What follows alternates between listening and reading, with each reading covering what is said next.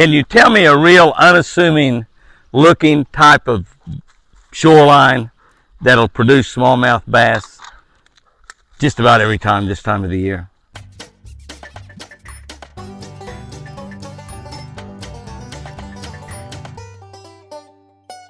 Good morning, guys and girls. Good morning. April 18th, reading from a Catch a Better Life book on the Catch a Better Life channel on YouTube. You need a copy of this book, you can get it at jimmyhouston.com.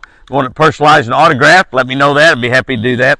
They make incredibly great gifts. Great gifts for your kids that graduating from high school or college or neighbor kids or stuff. Very inexpensive. A gift that will create in them a better life. That's the reason they went to school and college anyways, to create a better life. God will help them do that in a big way. Today, April 18th, we're looking at the prophet Jeremiah 32:37. This is a very difficult time in Jeremiah's life right here. God says, "Behold, I am the Lord, the God of all flesh. Is there anything too hard for me?" Is there anything too hard for me? That's God speaking to Jeremiah. He said, "I am the Lord, the God of all flesh." The God of all flesh. Is there anything too hard for me? Cold fronts. Cold fronts really affect fishing, especially bass fishing.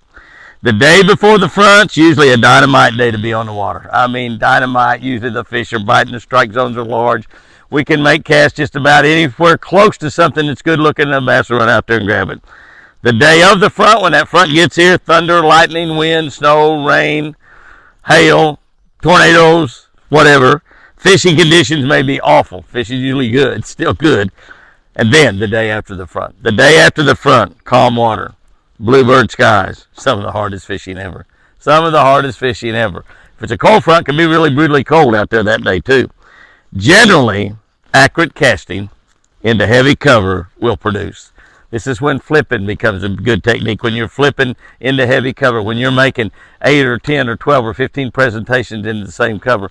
Well, bass's strike zones got real tiny. You got to get your bait in a tiny spot around that bass in order to get him to bite. It's some really difficult fishing.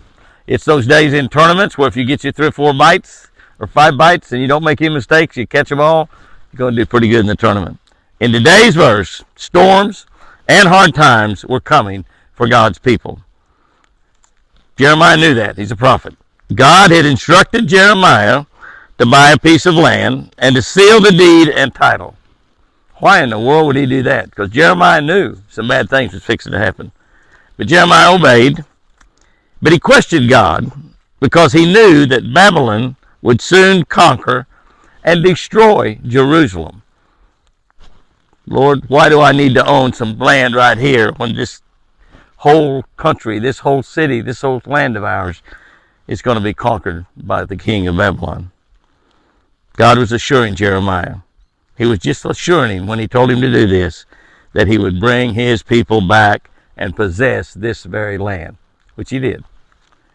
When we honor God, when you and I honor God throughout the storms in our life, we all have them, he will even bless our kids and our grandkids. He will bless us.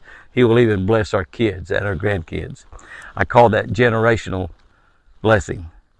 You know, we hear a lot about generational wealth, acquiring so much wealth that you pass it on from generation to generation to generation. Finally, you got people down there that didn't even work for it. They're getting that wealth. Exact same thing with generational blessing. You are creating generational blessing for your kids and your grandkids. Blessings that they didn't do anything for. You created that for them by honoring God in your life and obeying God like Jeremiah did. Here's our tip for today: bare clay points. That's what we're looking for is the answer. Bare clay points will almost always hold smallmouth bass, particularly in the springtime. If you're in a Lake Scott, Kentucky bass, same situation. Bare clay points. No rocks, no structure, no nothing. Just bare clay points. Good bait to use out there, Carolina rig. Guys and girls, go out there and have you a great one. And remember, I sure do love you.